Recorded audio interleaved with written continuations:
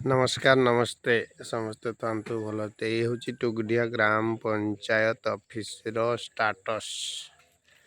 ग्राम panchayat office कितना पुराना है और उसका सामने कितना गंदा पड़ा है। टाइल भी नहीं है, टॉयलेट भी नहीं है, सब पुराने घर पड़ा हुआ है। पानी की सुविधा है, मिट्टी पानी की सुविधा जो पुराना पड़ा हुआ है। नवीन जी का चित्र भी इधर मरा हुआ है, फोटो चित्र।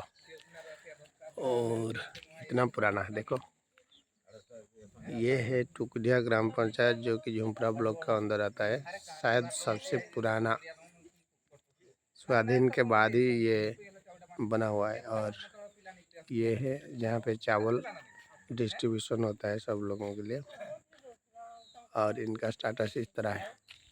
और सामने टाइल गंदगी पड़ा हुआ है, ना इधर हाउसकीपिंग का कोई सुविधा है, ना कोई। सब पुराना। और एक बिल्डिंग है, वो वाला बिल्डिंग नहीं है, वो पुराना कुछ सब कुछ ऐसे पड़ा हुआ है।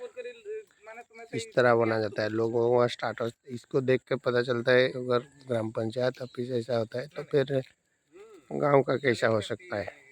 ये आइडेंटिटी